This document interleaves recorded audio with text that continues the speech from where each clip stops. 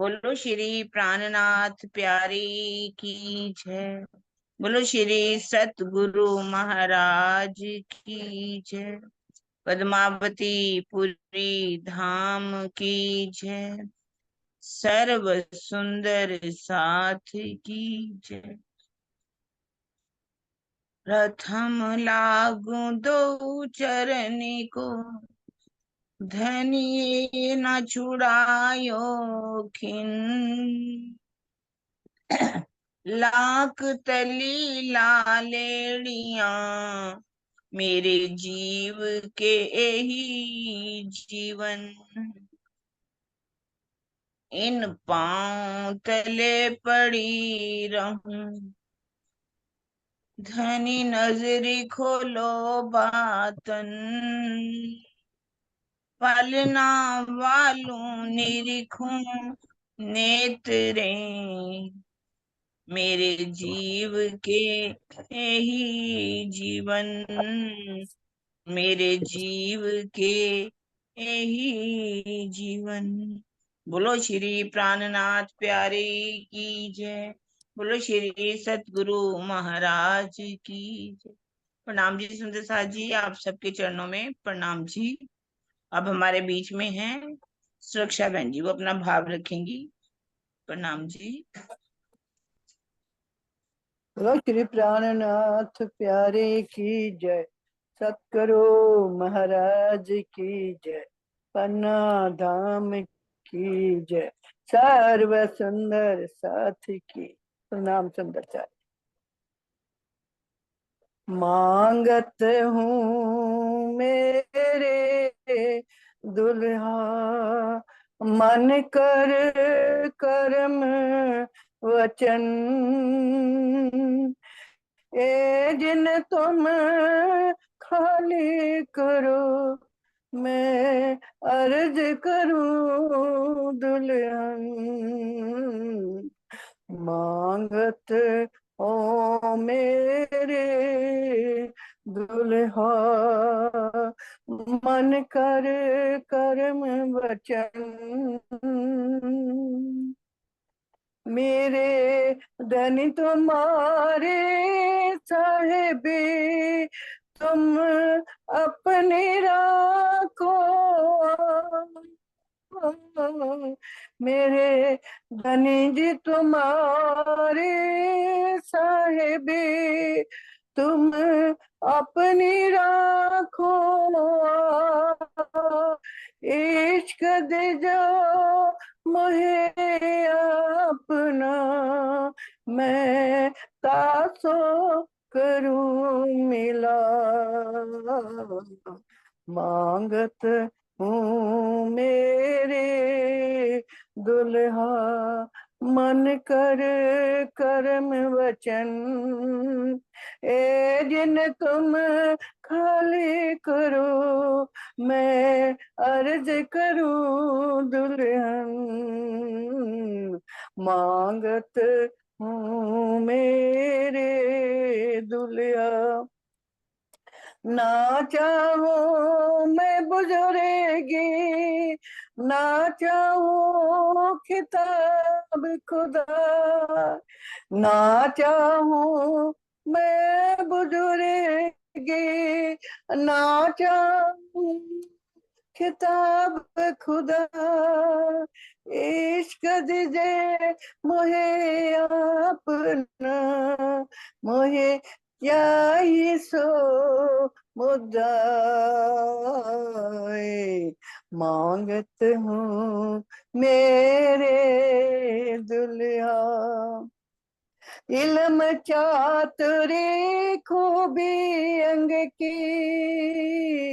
इल्म चातुरी खूबी अंग के, मोहे लिखिया अंको। यही न देवे देखने, मेरे दुल्हे के मुख का नूर।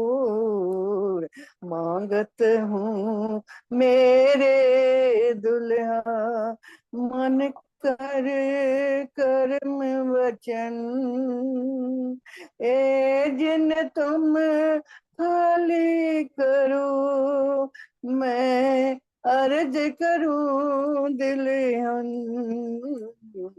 मांगत हूँ मेरे दुल्हा, मोह सेवा प्यारी पियो की, मोह सेवा प्यारी पियो की, सब हो बैठो तुम, अति सुख पाओ इनमें, करो बंदगी कसम, मांगत हूँ मेरे दुल्हा, मन करे कर्म वचन, ए जिन तुम खाली करो, मैं अर्ज करूं वचन,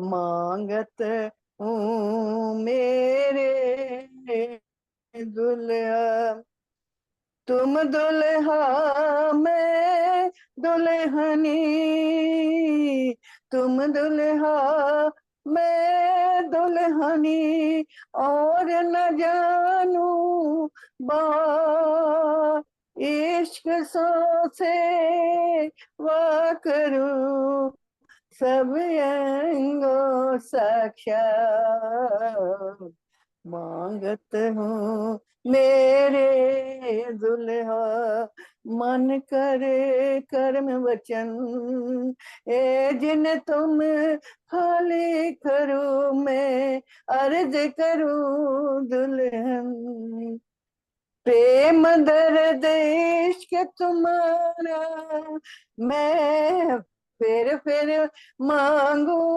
पे,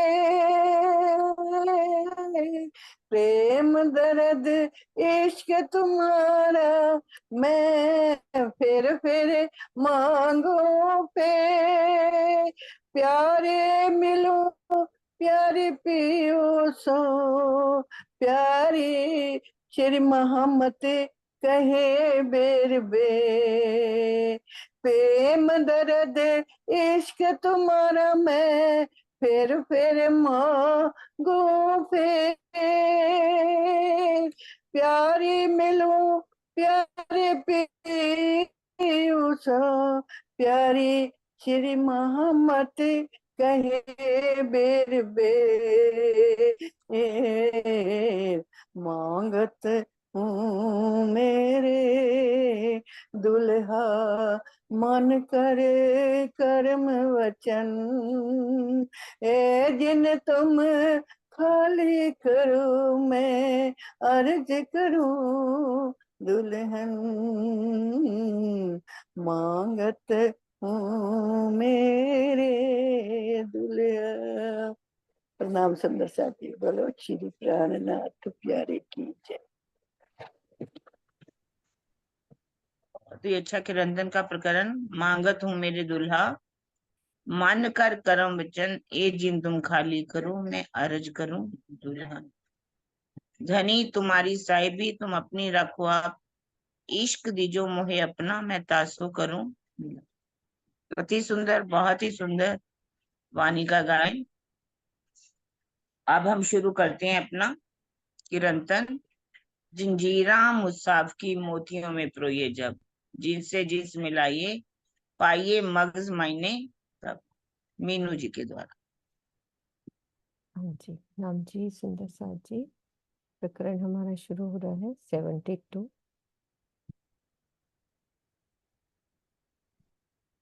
यद्यपि इस प्रकरण में छत्रसाल जी की छाप है, किंतु इसका अवतरण श्री महामती जी के तन से ही हुआ है। इसी प्रकार जसिया और ललिता के नाम से जो कीर्तन उतरे हैं, वे भी महामती जी के तन से ही उतरे हैं। धामधनी ने महाराजा छत्रसाल जी, जसिया और ललिता के नाम को शोभा दी है।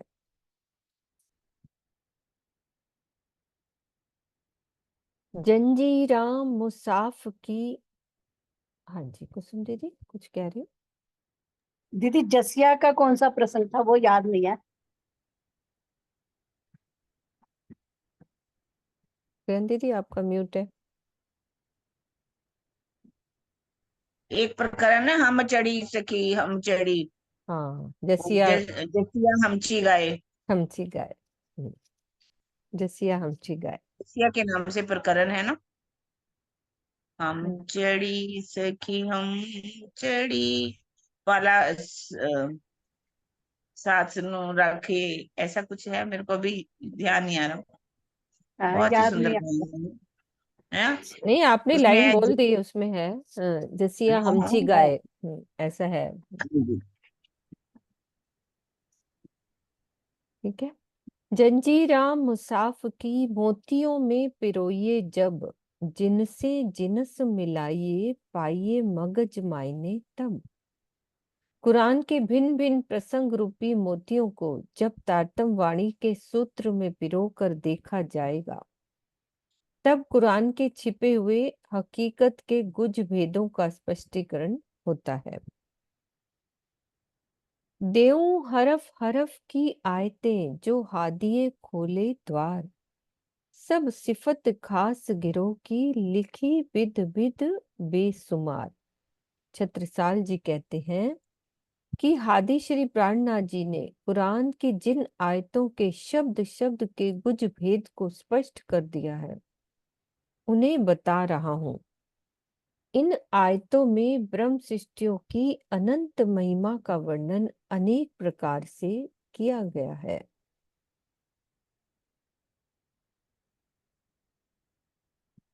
कलाम अल्लाह की इशारतें खोल दैया खसम, श्री मोहम्मद पर मेहर महबूबे करी ईसे के इलम।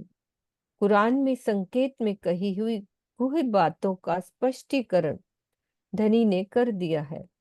श्री महामती जी के ऊपर श्यामा जी के तारतम ज्ञान के रूप में प्राण वल्लभ अक्षरातीत की ऐसी कृपा है कि उनसे ही सारे छिपे हुए भेदों को खुलवाया गया।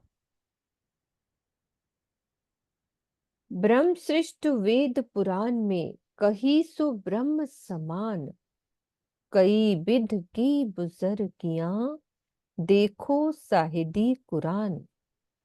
वेदों और पुराणों में ब्रह्म सृष्टियों को पर ब्रह्म का ही साक्षात स्वरूप माना गया है। कुरान में भी इनकी अनेक प्रकार से बुजुर्गी दर्शाई गई है। यद्यपि वेदों और उपनिषदों में एकश्वरवाद एकमेव अद्वितीयम का कथन है, फिर भी इसके साथ साथ अहम ब्रह्मस्मि का भी कथन है, जो आत्मा परमात्मा की एक रूपता के आधार पर कहा जाता है। कुरान तो एक परब्रह्म के अतिरिक्त अन्य किसी की भी बंदगी को अक्षम्य अपराध मानता है, किंतु ब्रह्म सृष्टियों की महिमा के गायन में पीछे नहीं है। दोनों का बताया फर्क, वेदों और उसमें कुरान में कि क्या क्या कहा गया है। कुरान में तो कहा है कि सिर्फ एक परब्रह्म की ही उपासना के लिए बोले गया है, और वेद में दोनों बातें कही गई है ना दीदी, कि एकमेव अद्वितीयम और उसके बाद अहम ब्रह्मस्मि का भी कथन है कि आत्म और परात्मा की एक रूपता के आधार पर दोनों बातें कही गई।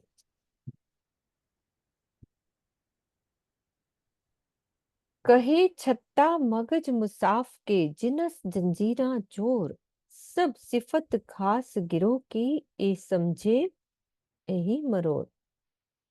छत्रसाल जी कहते हैं कि कुरान के भिन्न भिन्न प्रसंगों के भावों को जोड़ने पर धनी की कृपा से हकीकत के गुज रहस्यों की महिमा गाई गई है, और इस ग्रंथ के गुहे भेदों के को मात्र मोमिन ही समझते हैं। ए समझे यही मरोर। प्रकरण 72 चौपाई 913।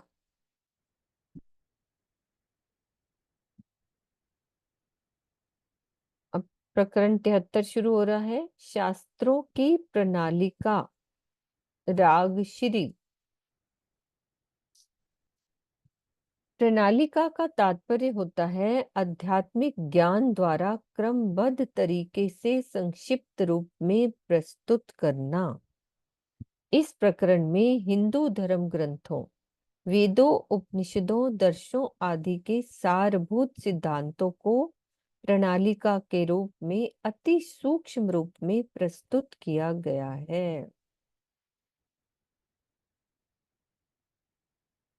जो कोई शास्त्र संसार में निर्णय कियो आचार, त्रिगुण त्रिलोकी पांच तत्व, ए मोह अहम को विस्तार। इस संसार में जो शास्त्र यानी जो धर्म ग्रंथ हैं, उनके ज्ञान के आधार पर ये प्रणालिका निश्चित की गई है कि मोह और अहंकार के विस्तार में ही तीन गुणों यानी सत्य, रज और तम, पाताल सहित पृथ्वी, स्वर्ग और वैकुंठ आदि लोक तथा पांच तत्वों की उत्पत्ति हुई है। भावार्थ में बता रहे हैं कि अध्यात्म जगत में जिन ज्ञान रश्मियों द्वारा अज्ञानता का अंधकार दूर करके सत्य का प्रकाश किया जाता है तथा मानव को सत्य की राह पर चलने के लिए अनुशासित किया जाता है, उन ज्ञान किरणों का संकलित रूप ही शास्त्र कहलाता है।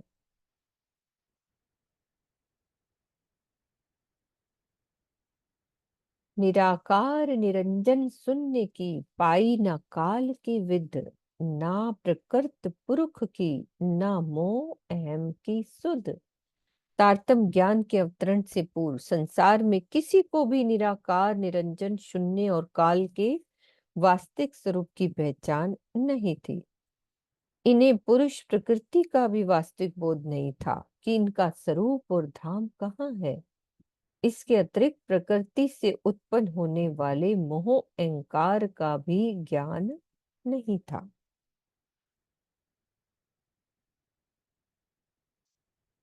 उपज्यो याको कहवही, कहे प्रलय होसी ए, ब्रह्म बतावे याही में, कहे ए सब माया के। संसार के ज्ञानी जन जिस जगत को उत्पन्न हुआ कहते हैं, उसको प्रलय काल में गाल में समाने वाला भी कहते हैं। उन्हें ये भी कहते हैं कि इस जगत के कण कण में ब्रह्म विराजमान है। उन्हें यह भी सुना देते हैं कि ये संपूर्ण जगत माया में है। तो तारतम ज्ञान से रहित होने के कारण संसार के बड़े बड़े ज्ञानी जन ये नहीं विचार पाते कि काल के अधीन इस मायामयी जगत के कण कण में यदि ब्रह्म का स्वरूप विराजमान हो जाए तो ये त्रिगुणात्मक जगत ब्रह्मरूप हो जाएगा। क्या रात्रि के अंधकार के कण कण में सूर्य विद्यमान हो सकता है? नहीं हो सकता। कण कण में क्या है? उसकी सत्ता है। उर्जे सब याही में, पार शब्द न काढ़े एक, कथ कथ ज्ञान जुदे पड़े, द्वैते में देख देख। सभी लोग इस अक्षर जगत में उलझ जाते हैं। निराकार से परे कोई एक शब्द भी नहीं बोल पाता। जीव और प्रकृति के इस द्वैत मंडल में उस अद्वैत ब्रह्म की खोज करते करते वे अधिकतर ज्ञान कहने में लगे रहे। अंतोदगत्वा उन्हें निराशा का सामना करना पड़ा। किन माया पार ना पाया, किन कहो न मूल वचन, मूल वतन। स्वरूप ना कहो काहू ब्रह्म को, कहे उत चले ना मन वचन। आज तक कोई भी माया का पार नहीं पा सका और ना कोई अपने निज स्वरूप यानी जीव आत्मा के मूल घर का ही बोध पा सका। किसी ने सच्चिदानंद परब्रह्म के वास्तविक स्वरूप का वर्णन ही नहीं किया। सबका यही कहना रहा कि जहां पर ब्रह्म का अद्वैत स्वरूप है, वहां पर मन और वाणी की गति नहीं है। जो शास्त्रों की प्रणाली का कहित है, विद इन सो कर द्यूं जाहिर, समझो चित्त चेतन। जो शास्त्रों की प्रणाली का है वो इसी प्रकार की कही गई है, मैं उसे स्पष्ट रूप से जाहिर करता हूँ। आप उसे सावधान होकर अपने चित्त में बसाइए। महामती जी कह रहे हैं, सब सावधान हो जाओ, सब उठ जाओ, नींद नहीं आनी चाहिए और अपने चित्त में इन चीजों को भी बसाना है।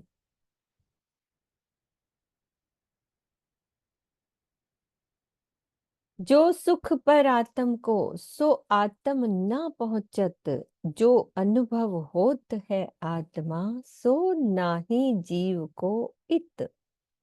परम धाम में परात्म को जिस सुख की अनुभूति होती है, आत्मा को उस सुख की अनुभूति इस संसार में नहीं हो पाती। और जो अनुभव आत्मा को होता है वो जीव को नहीं हो पाता।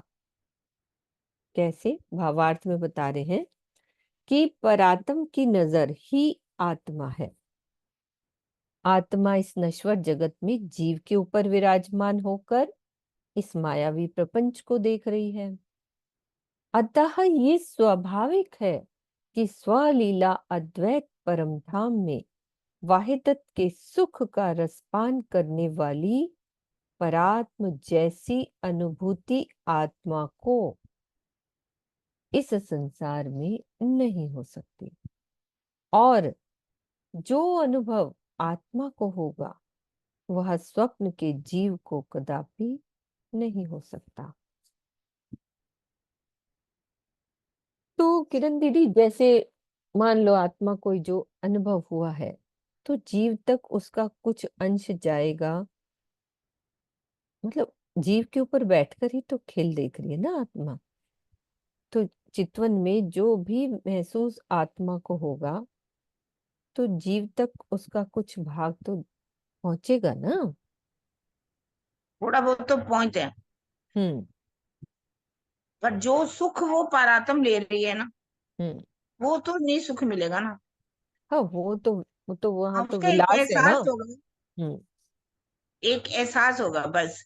स्वामी जी, एक बार मैंने पूछा था, हम्म। कहते कि जैसे दो सहेलियां हैं, एक की शादी होती है ना, हम्म। तो अगर वो सखी जो है अपनी सखी को मतलब उसके कमरे में सुहाग के लिए छोड़ जाती है, तो हम्म। एक उसका हल्का सा एहसास होता है कि सुख क्या होता है। हम्म। इसी तरह से ही जीव को बस इतना सा ही एहसास हो पाता है कि मेरी जो आत्म है वो क्या सुख ले रही है, मेरी जो पार आत्म है उसका वो जो सुख पार आत्म को वो आत्म को नहीं पहुंचता, जो आत्म को वो तो जीव को नहीं हो सकता। बस एक एहसास होता है, थोड़ा एहसास तो होता है, ऐसा नहीं, इसीलिए तो पहली बीस मिलनी है। अगर एहसास बिल्कुल नहीं होता उसको सुख नहीं मिलता। जीव तो सुख लेता ही है, पर वो कह रहे हैं कि वो सुख जो एक परात्म लेती है वो सुख नहीं ले सकते, यहाँ पर हाँ, जीव नहीं ले सकते। वहां तो दीदी विलास है ना, प्रेम का हाँ, विलास है। विलास है, यहाँ लज्जत प्रेम का है विलास उसकी। है। हाँ, यहाँ पे लज्जत है उसकी। वहां प्रेम का विलास है जहाँ प्रेम का एहसास है। एहसास है।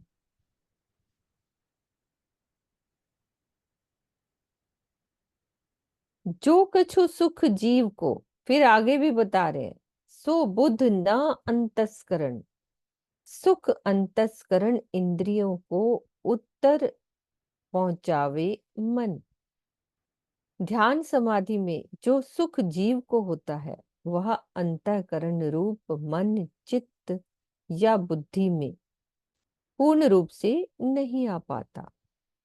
बहिर्मुखी अवस्था में शब्द, स्पर्श, रूप, रस, गंध आदि विषयों का इंद्रियों के माध्यम से मन, चित्त, बुद्धि आदि यानी अंतःकरण तक पहुंचता है। बहिर्मुखी अवस्था में, इसका क्या मतलब हुआ दीदी कि हाँ ये वाला क्लियर करो।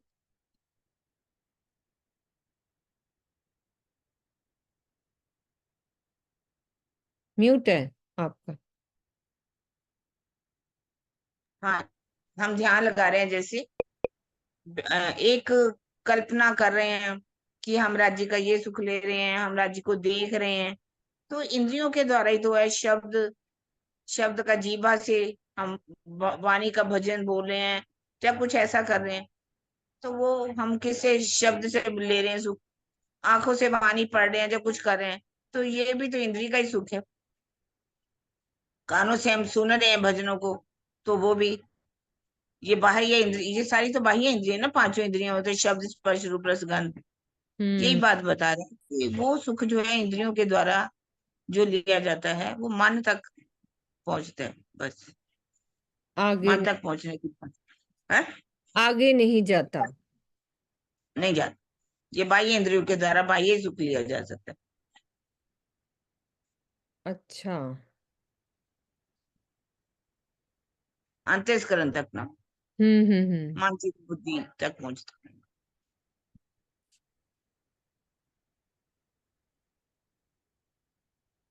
जो सुख मन में आवत सो आवे ना जुबा मुँह, और जो सुख जुबा से निकसे सो क्यों पहुंचे पर आत्म हो। मन जिस सुख का अनुभव करता है वो वाणी से व्यक्त नहीं हो पाता। जिस सुख का वर्णन वाणी से होता है वह भला परात्म तक कैसे पहुंच सकता है। अर्थात परात्म के सुख का वर्णन वाणी से होना कदापि संभव नहीं है। परात्म का स्वरूप मन चित्त बुद्धि अहंकार जीव तथा आत्मा सबसे परे परम धाम में है। ऐसी स्थिति में वाणी द्वारा परात्म के सुख का वर्णन संभव ही नहीं है। अब बताओ क्या ही करेंगे। मतलब कुछ शब्द ही नहीं है, बस ध्यान लगाओ, बस उसमें मगन रहो। शब्दों में नहीं आ सकता कुछ भी। तो कहयातीत शब्द से जो कछु इत का पहुंचे नाहे, असत ना मिले सत को ऐसा लिखया शास्त्रों माहे। तो शास्त्रों में लिखा है कि सत्य और झूठ का मेल नहीं हो सकता। सच्चिदानंद पर ब्रह्म शब्दों की परिधि से परे है। इस नश्वर ब्रह्मांड की कोई भी वस्तु वहां नहीं जा सकती। जो कछु पिंड ब्रह्मांड की सब फना कही शास्त्रन, अखंड के पार जो अखंड तहां क्यों पहुंचे झूठ सुपन। शास्त्रों में कहा गया है कि शरीर और ब्रह्मांड की प्रत्येक वस्तु नश्वर है। बेहद का ब्रह्मांड अखंड है जो मन वाणी से परे है, और उससे भी परे क्या है, हमारा परम धाम है। भला वहां स्वप्नवत झूठे इस ब्रह्मांड की कोई भी चीज कैसे जा सकती है। तो यजुर्वेद की 40वें अध्याय में कहा गया है कि वायु अनिलमा अमृतम अथ इदम शरीरम भस्मांतम। अर्थात एकमात्र चैतन्य स्वरूप ही अविनाशी और अमृतमय है। शरीर नश्वर है। केनोपनिषद का स्पष्ट कथन है, ना तत्र चक्षु गच्छति न वागच्छति न मनो न विद, इसको क्या शब्द कहते हैं, न विधो न विजानिमो। इसका अभिप्राय ये है कि उस ब्रह्म तक ना तो नेत्रों की दृष्टि जाती है, ना वाणी की, और ना मन की। उसे हम यथार्थ रूप से ना तो जानते हैं और ना जान सकेंगे। तो ये केनोपनिषद का कथन है। पंडित पढ़े सब इत थके, उत चले न शब्द बुद्ध मन, निरंजन के पार पहुंचाऊं या ही शास्त्रण। संसार के विद्वान धर्म ग्रंथों को पढ़ते पढ़ते थक गए, वो अखंड में नहीं पहुंच सके। अंत में उन्होंने हार कर यही कह दिया कि उस ब्रह्म तक शब्दों तथा मन और बुद्धि की गति नहीं है।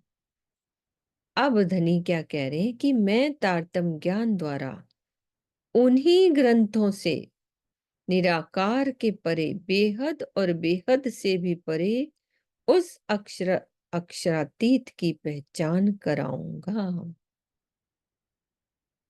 उन्हीं ग्रंथों से जो इन्होंने कह दिया हार कर कि वहां शब्द और मन और बुद्धि की गति नहीं पहुंच सकती। मेरा अंग पांच तत्व का इन अंतस्करण विचार, कहनी लीला अक्षरातीत की जो परात्म के पार। महामती जी कह रहे हैं कि मेरा ये शरीर पांच तत्व का है, यहाँ के ही इस अंतःकरण के विचारों से उस सच्चिदानंद अक्षरातीत की लीला का वर्णन करना है जो परात्म से भी परे है।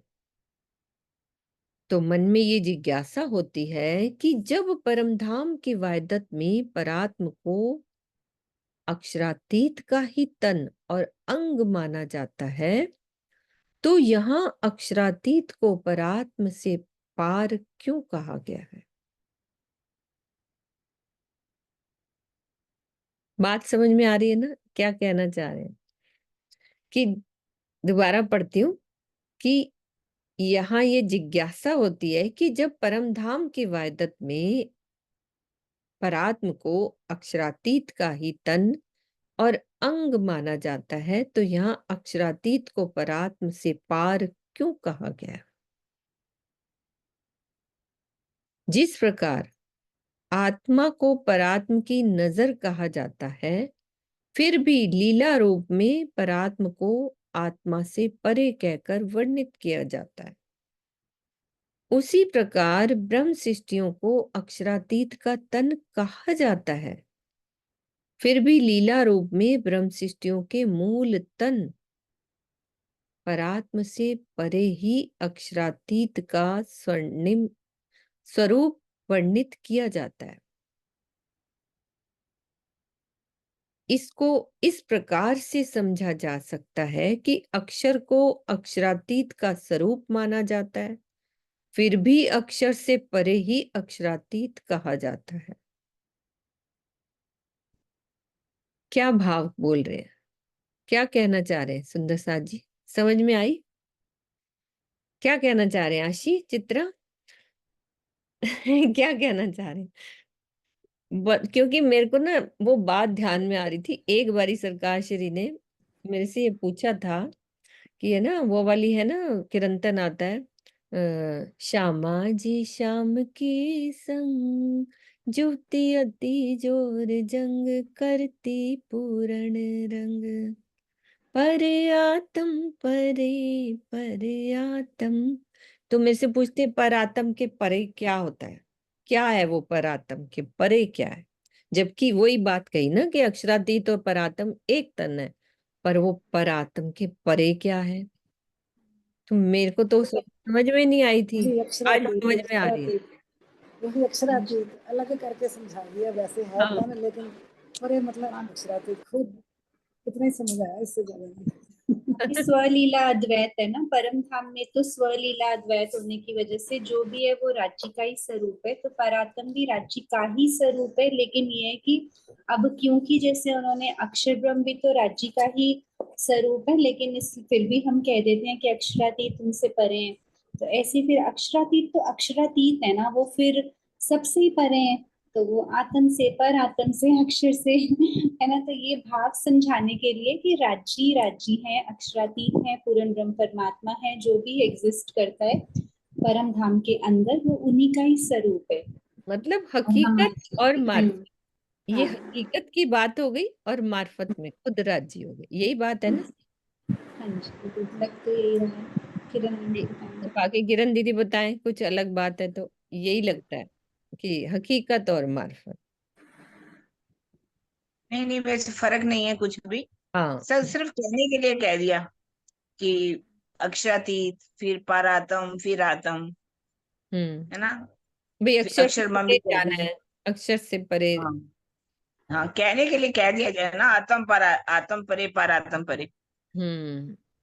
है ना। यहाँ की बुद्धि के जैसे हिसाब से हम, राज्य को एक्सप्लेन करना पड़ता है ना, हमें समझ कैसे आएगा, नहीं तो उनकी साहिबी, उनकी महिमा, तो वो यहाँ के हिसाब से लीला के लिए ऐसे वर्णित कर देते हैं। उस दिन प्रवीण जी कह नहीं रहे थे कि रास में कुछ बात कही, प्रकाश में कुछ, सुरभि का जो आंसर दिया था उन्होंने कि, और सिंधी यदि कह रहे थे कि रंतन के बाद सिंधी रख देते तो गड़बड़ हो जाती, है ना। तो वो मार्फत में जाके जो बात बाद में कही है वो पहले नहीं कह सकते थे। वो पहचान, पहचान की सीढ़ियाँ, सीढ़ियां पहचान। कैसे, कैसे पहचान कराई राजी भी ना। ए देह मेरी हद की, इसी देह की अकल, धाम धनी सुख बर्णन कहने चाहे असल। मेरा ये शरीर इस नश्वर जगत का है और मेरी बुद्धि भी इसी शरीर की है, फिर भी मेरे मन में ये इच्छा है कि मैं अपने प्रीतम अक्षरातीत के अखंड सुखों का वर्णन करूं।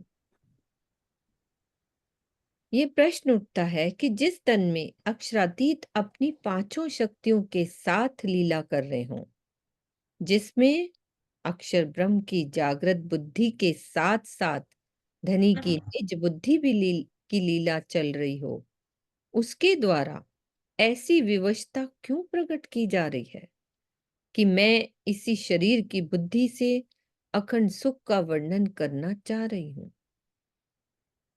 ऐसी स्थिति में महामती की शोभा का औचित्य महत्व क्या है? पुनः उनमें तथा अन्य लोगों में अंतर ही क्या रह गया? अब आगे कह रहे हैं, इस बात का उत्तर दे रहे हैं कि जिस प्रकार मेराज में धनी से होने वाली मार्फत की बातें तो मोहम्मद की रूह को मालूम थी, लेकिन वे वाणी से व्यक्त करने में असमर्थ थे, उसी प्रकार की असमर्थता का एहसास महामती जी को भी है। इस संसार में सर्वशक्तिमान होते हुए भी प्रकृति की मर्यादाओं को निभाना ही पड़ता है। अक्षरातीत अपनी पांचों शक्तियों के साथ श्री इंद्रावती जी के धाम हृदय में विराजमान है। उनके धाम हृदय में शक्ति, ज्ञान, प्रेम और आनंद का अनंत भंडार है। फिर भी उसका प्रकटन तो इस नश्वर जगत के तन से ही हो रहा है। इसी कारण वह पूरी तरह से व्यक्त नहीं हो सकता। इसी प्रकरण की 15वीं, 16वीं और 17वीं चौपाई में इस विषय पर अच्छा प्रकाश डाला गया है। मतलब इतने अनंत भंडार भरे हुए हैं। अभी ये वाणी हमारे को जो उतरी है वो उसका कुछ अंश ही होगा, पूर्ण रूप से प्रकट ही नहीं हो पाया जी, ये अंश ही है। उदाहरण दे दिया ना उन्होंने मोहम्मद साहब का कि उनके मुख पर चढ़े ही नहीं, अंदर तो थे ही ना वो बातें। आत्म मेरी हद में, जीव कहे बुधे उत्तर, बुध मन पे कहावे जुबान सो, सो जुबा कहे क्यों कर। महामती जी कह रही कि मेरी आत्मा ने इस नश्वर जगत में पंच भौतिक तन को धारण किया हुआ है।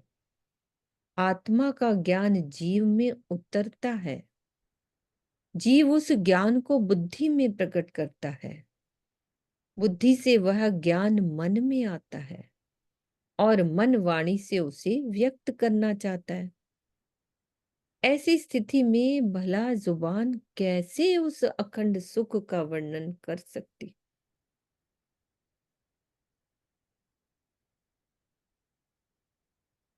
असले आत्म न पहुंच ही, क्यों पहुंचे जीव ज्ञान, जो मन देत जुबान को सो जुबां करत बयान। जब परात्म के अनुभव में आने वाला ज्ञान एवं अखंड सुख यथार्थ रूप से आत्मा में नहीं पहुंच पाता, तो वो जीव तक कैसे पहुंच सकेगा? वाणी से तो वही वर्णन होता है जो मन देता है। यह सर्वविदित है कि मन तक जीव का ज्ञान यथार्थ रूप में नहीं पहुंच पाता।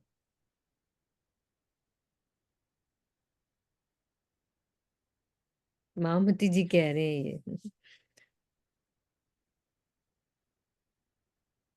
मैं बैठ सुपन की सृष्ट में बोलूं इन जुबान, जीव सृष्ट क्यों मानही तो भी कर देऊं नेक पहचान। फिर क्या कह रहे हैं कि मैं इस सपने के संसार में बैठकर यहाँ की स्वप्नमयी वाणी में बोल रहा हूं। यद्यपि जीव सृष्टि मेरे वचनों को पूरी तरह से स्वीकार नहीं करेगी, फिर भी मैं थोड़ी सी पहचान कराता हूं। जीव सृष्टि नहीं करेगी, ब्रह्म सृष्टि उनकी बात पर विचार करेगी। आत्म रोग मिटावने ए सुख कहूं माही सबद, बेहद के पार सुख सो नेक बताऊं माहे हद। कैसे तरीके से ना कोई बात कहनी होती है ना, तो पहले उसकी भूमिका बनाते हैं कि ऐसा हो नहीं सकता, ऐसा मैं समझा नहीं सकता।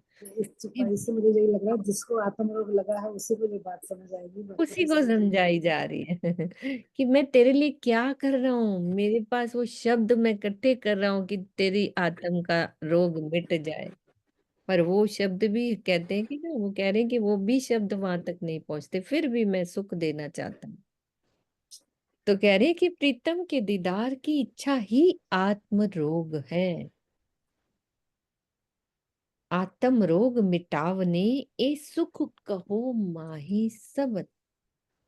और पूछ दई प्रीतम आत्म, आप वो बोलिए। पूछ दई पर आत्म जो है आत्म रोग वो छिप जाए एक बार दिल में कि हाँ, हम अपनी पर आत्म को पूछ देके बैठे हैं, वही आत्म। वही रोग है, अभी इससे चुभेगी तो दीदार की इच्छा होगी। इच्छा होगी। तो प्रीतम का दीदार हो जाना ही आत्म रोग का मिट जाना है। और इस लक्ष्य को पाने के लिए परम धाम के शब्दातीत सुखों को मैं शब्दों में व्यक्त कर रहा हूं। बेहद के परे अक्षर ब्रह्म है, उसके भी परे अक्षरातीत का वो परम धाम है जहां के अनंत सुखों को अति अल्प मात्रा में मैं इस संसार में प्रकट कर रहा हूं।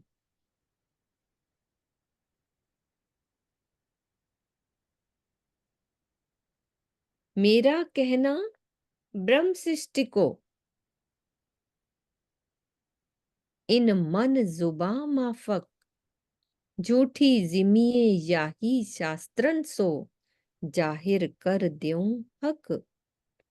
महामती जी कह रहे हैं मुझे यहाँ के मन एवं वाणी की शक्ति के अनुसार परमधाम के अखंड सुखों का वर्णन किसके लिए करना है? हम ब्रह्म सृष्टियों के लिए ही करना है। इस झूठे संसार में यहाँ की स्वप्न वाली बुद्धि के ग्रंथों से अब मैं पूर्ण ब्रह्म अक्षरातीत को जाहिर करूंगी।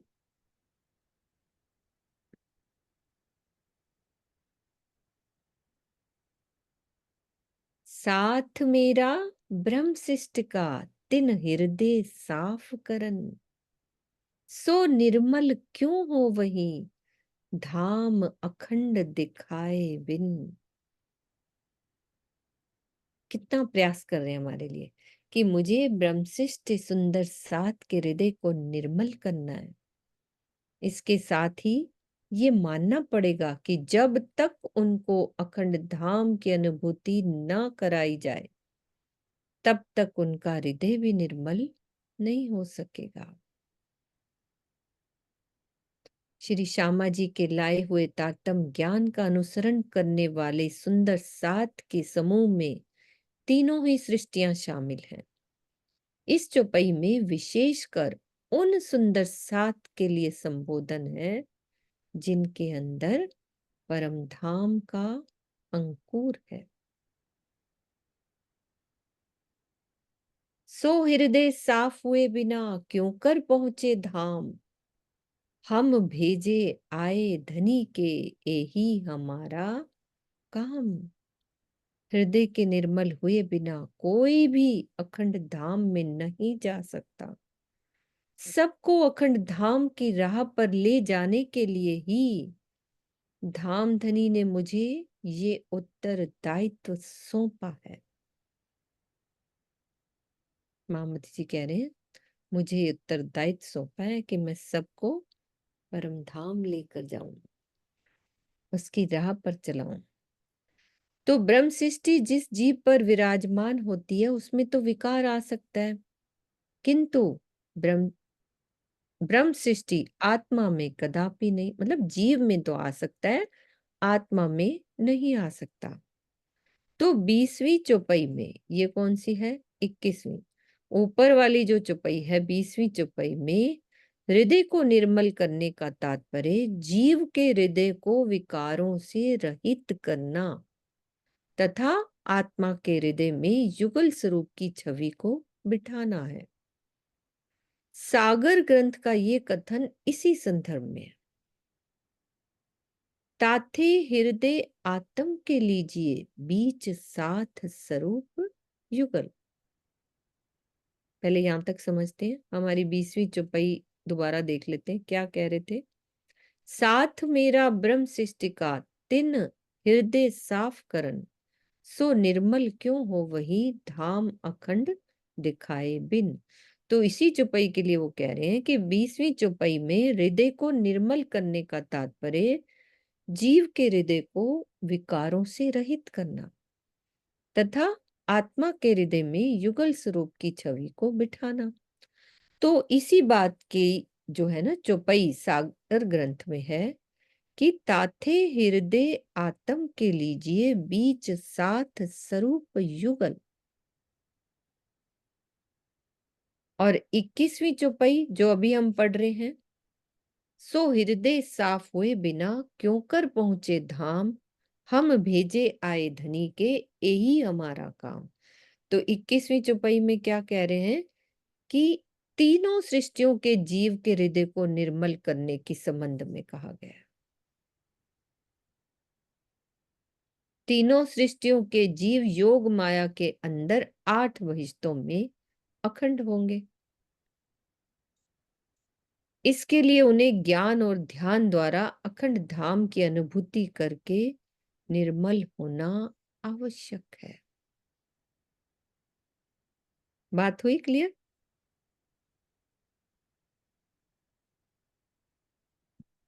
ये वाली चौपाई तीनों सृष्टियों के लिए और ऊपर वाली ब्रह्म सृष्टि के लिए। हाँ जी, बोलो। प्रणाम जी। प्रणाम जी दीदी, एक बार दोबारा से क्लियर कर दीजिए।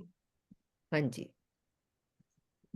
हाँ जी दीदी, क्लियर करो इस चौपाई में। और किरण दीदी,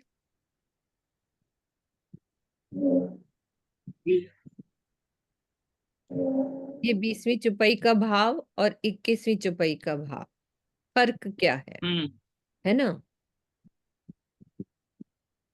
कह रही कि साथ मेरा ब्रह्म सृष्टि का, मेरा सुंदर साथ क्या है?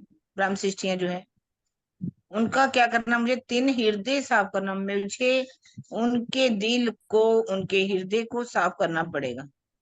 और ये निर्मल क्यों हो गई? कैसे ये निर्मल हो सकते हैं? इनको अगर हमने निर्मल करना तो कैसे कर सकते हैं? धाम अखंड दिखाए बिन, जब तक परम धाम के अखंड सुखों की अनुभूति ना हो तो ये दिल साफ ही नहीं हो सकता। जैसे कि कमरे में अंधेरा है, जब उसमें बल्ब जला दिया जाता है तो पूरा कमरा जो है रोशनी से भर जाता है। तो फिर अंदर विकार तो बिल्कुल भी नहीं रहेंगे, जीव के विकार बिल्कुल ही समाप्त हो जाएंगे। वो इस छुपाई में कहा गया, क्योंकि तारतम्य के ज्ञान के बिना तो नहीं साफ हो सकता ना। सो हृदय साफ हुए बिना क्यों कर पहुंचे धाम, हम बेजे आए धनिक के यही हमारा काम।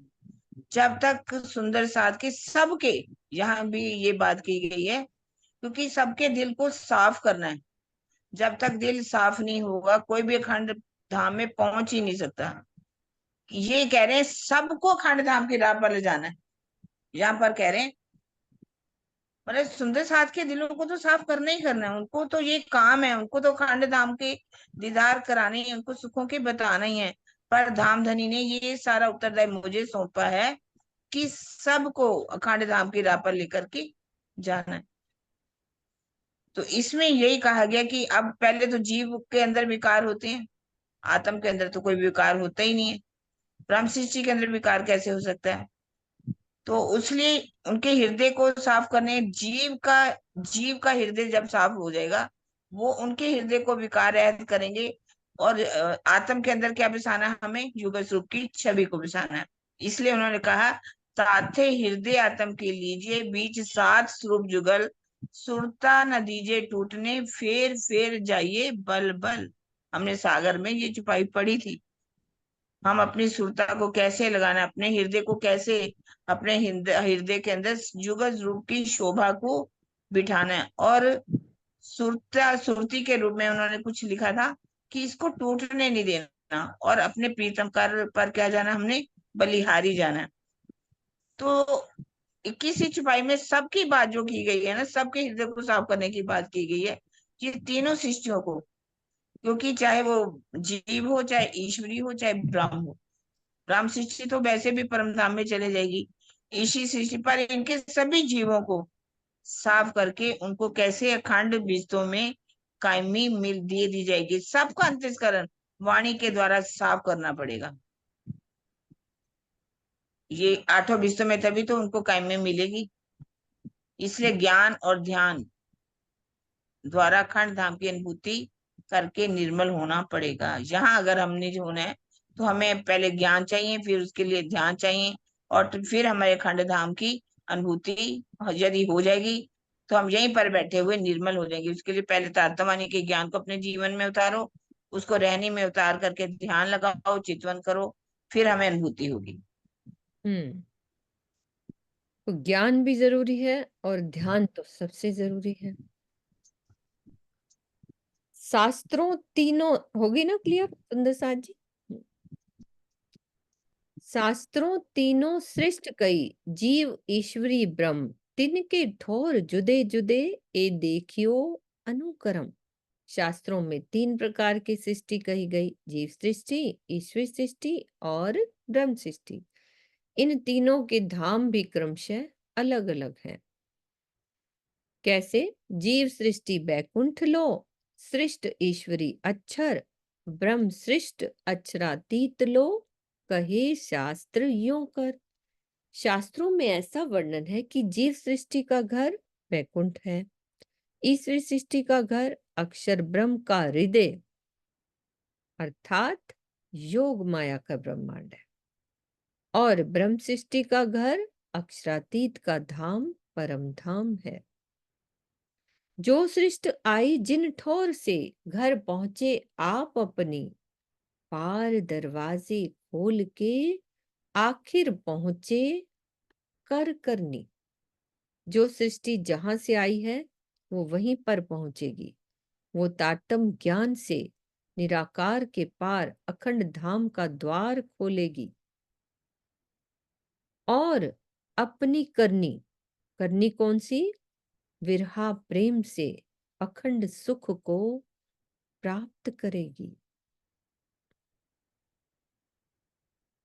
अब कह रहे हैं दृष्टव्य में, यद्यपि जीव सृष्टि का घर बैकुंठ निराकार है। मेरे दिल में अभी क्वेश्चन नहीं आ रहा था, उसका जवाब है कि जीव सृष्टि का घर बैकुंठ निराकार है, किंतु तारतम्य ज्ञान ग्रहण करके धनी के प्रेम की राह अपनाने पर उसे बेहद मंडल का अखंड सुख प्राप्त होगा। बिल्कुल होगा। हाँ, क्योंकि वो रिश्तों के बेवरे में हाँ, पढ़ते हैं ना। जीव हाँ, सृष्टि को भी अधिकार है पहली वस्तु में जाने पहली का, विस्त में यदि वो वैसी राह अपनाती है, तभी वैसे ही प्रेम की राह है। प्रेम की राह, वही बात है। यदि वो तारतम्य ज्ञान से जाग जाती है, उस वो फिर वहां थोड़ी ना जाएगी बैकुंठ। यदि वो तारतम्य ज्ञान से प्रेम और विरह की राह अपना कर जाती है, अपना लेती है, तो उसको भी वही जगह मिलेगी। प्रणाम जी। हाँ जी। एक मेरे बाद में दिल में बात आ रही थी, अगर जीव सृष्टि तारतम्य लेके और ध्यान करती है, उसको अनुभव होता है, हम्म वो सुख लेती है, तो जीव सृष्टि में और ब्रह्म सृष्टि में फिर क्या फर्क रहेगा? कोई फर्क नहीं रहेगा, तब कोई फर्क नहीं, तब कोई फर्क नहीं, तब कोई फर्क नहीं। जीव सुहाग देखिए, तब बात आ गई हाँ, ना, ब्रह्म तब शक्ति तब कोई उसको फर्क आ नहीं। गया कि वो आत्म वाणी ने बैठी है, क्लियर कर आत्म दिया, वहां उठ के चली जाएगी। राइट मिला, यही तो वाणी का फायदा हुआ। कहते ना, क्या क्या देखे रे हम दुनिया, आए हैं ना वाणी लेके, यही तो फायदा हो रहा है। जीव फिर तो सृष्टि कोई फर्क तो नहीं कहते रहेगी। हैं सबसे ज्यादा लाभकारी है जीव सृष्टि। हम तो ऐसे हम्म रोला डाल के आ गए और कोशिश कर रहे हैं जाने की। पर जब तक तारतम्य नहीं लिया, उसने ध्यान नहीं किया, उसको ग्रहण नहीं किया, तब तक वो जीव सृष्टि है। नहीं, वो है तो जीव सृष्टि, लेकिन उसने मेहनत इतनी कर ली, समझ लिया, प्रेम में भीग गई, यानी कि प्रेम की राह वैसी ले ली जैसी ब्रह्म सृष्टियों की है ना। हम्म वो हम्म पहुंच गई पहले में। अगर कोई वही ना। नलायक बच्चा होता है घर, वो बहुत नलायक होता है, लेकिन वो मेहनत कर लेता है, कई बार टॉप पे चला जाता है, वो हिसाब है, फर्स्ट आ जाता है। हमेशा नीचे था, आज फर्स्ट आ गया, सब हैरान होता है कि फर्स्ट कैसे आ गया, तो उसमें उसमें है कोई ना। फर्क ही नहीं ना रह गया फिर तो। हाँ, देखो, चौपाई जीव वर्षन कल लिख होशी रही है, आत्म जीव तो जल सबके लिए होशी है। आत्म। हम्म आत्म सुहागी हो जाएगा ना जीव दीदी, और हाँ, वही सुख मिलेंगे, बिल्कुल। क्योंकि परम धाम की सेम लीला सत्य स्वरूप में होएगी ना वहां पे। बिल्कुल हम्म उसका प्रतिबिंब भी पड़ेगा, जैसे परम धाम में लीला होती है वैसे ही वहां पे होगी। ये बहुत बड़ा फायदा है वाणी का। इसलिए अब सोचना ही नहीं है कुछ भी, जीव सृष्टि ईश्वर सृष्टि, हमें कोई मतलब नहीं इन चीजों कुछ से। मतलब ही नहीं है ना। हाँ, हाँ जी जिग्ना, आप आओ। हाँ हाँ, जी वो अब प्रणाम तो जी। यहाँ तक बता दिया, करनी कर दो बस, रहने कर दो, दोनों घर पे से। हाँ जी जिग्ना। उसमें हाँ जी प्रणाम जी, उसमें वो भी है ना, जो जो 7वें दिन में जब वो मेरा वो सभी जीव जहाँ पे अखंड हो गए ना, तभी वो जो जीव सृष्टि होगी, वो पहली विश्व में अगर जिस जीव ने ये ब्रह्म सृष्टि जितना ही सब कुछ किया है, तो उसके जीव को भी पहली विश्व में उनको मुक्ति मिलेगी। मगर उतनी उसमें फर्क इतना होगा कि जो लीला वो परम धाम में लाइव हो रही है ना, वो उस जीव को उसको नहीं लाइव नहीं होगा, और सारा कुछ वो ऐसे ही देख सकेगा जो पहली विश्व में। तो वो जीव को पहली विश्व में उनको मुक्ति मिलेगी, तो वो जीव भी लाइक ब्रह्म सृष्टि जितना ही काउंट होगा। हम्म। पर जो राज्य के साथ लीला होती है ना, वो लीला वो नहीं कर सकता, उसका जो लाइव है वो देख सकता है। हम्म। कुछ बात में फर्क हाँ, है हाँ, किरण यूं जी। कह लो कि मूल मिलावा में नहीं उठेगी, वो नहीं, मूल वो तो मिलावा में आत्म नहीं उठेगी, उठेगी। लेकिन आप ये हाँ, बताओ बस यही सत्स्वरूप में फर्क क्या लीला होनी है, पहले ये क्लियर करो। सत्स्वरूप में पहली विस्त में कैसी लीला होनी है? जो परम धाम में जो जो हो रहा है ना, वो सारे का सारा पहली पीस में उनको दिखाई ऐसा ही ऐसा दिखाई देगा, पूरे का पूरा जैसे परम धाम है ऐसा ही पहली पीस में होगा, दिखाई देगा कि वैसी लीला? दिखाई देगा। नहीं, वो पूरे का पूरा वो सारा कुछ उनको लाइव दिखाई देगा, वो जो हो रहा है ना, वो परम धाम में जैसा राज्य के साथ सखिया ये सब करते हैं ना, वो उनका जीव ऐसा सारा कुछ यहाँ पे करेगा, वो ऐसा ही ऐसा खुद लाइक उनको ऐसा अनुभव होगा कि हम परम धाम में ही है। पर जो लाइव परम धाम में हो रहा है ना, जो कर रहे वो नहीं कर सकेगा, इतना ही होगा। नहीं, जैसे हम पढ़ रहे हैं कि उसने मतलब ध्यान किया, तारतम्य लिया, सब कुछ लिया, उसने सुख भी ले लिया परमधाम का, तो उसमें और उसमें फर्क क्या रह गया? तो हम कैसे माने हम कौन है या वो कौन? किरण दीदी से दीदी पूछो। इस बात का जवाब दो। किरण जिग्ना दीदी आप को जिस बोलो। हिसाब से कह रही हैं, तो ऐसा है, जो मैंने सुना है, जो स्वामी जी से भी बात हुई है हमेशा ही, कि कोई फर्क नहीं लगेगा। वहां देवापी मरु का भी जीव होगा, हाँ सभी जी जीव श्यामा तो जी। सभी होंगे। और राज्य बनेगी, श्यामा जी बनेंगे, सखियां बनेगी, ऐसा ही लगेगा कि हम परम धाम के अंदर ही बैठे हुए हैं। यदि वहां सुखपालों पे चढ़ेंगे तो यहाँ भी लगेगा कि हम सुखपालों में बैठ करके घूम कर रहे हैं। पांचवी लीला भोम की लीला होगी, यहाँ भी होगी। चौथी भोम की लीला होगी, यहाँ भी होगी। सेम होगी। बिल्कुल सेम ही। बस इतना फर्क रहेगा कि आम का, एक नदी का किनारा है, उस पर आम का पेड़ लगा हुआ है ना। आम जो है वो पानी में भी दिखाई दे रहे हैं और वृक्ष पर भी हैं। बस इतना पर लगेगा नहीं है, आपको फर्क नहीं लगेगा, कुछ भी कोई फर्क है।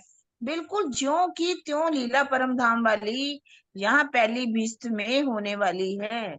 हाँ जिग्ना, कोई ये फर्क वाली नहीं बात होगा। में फर्क है कि वहाँ सेम टू सेम ऐसा नहीं है कि उनको अनुभव होगा कि वहां लीला हो रही, नहीं नहीं, ऐसा नहीं है। सेम सेम लीला होगी। आपको ये पता ही नहीं चलना कि आप परम धाम में हो या कैसे कहाँ हो रही हो लीला।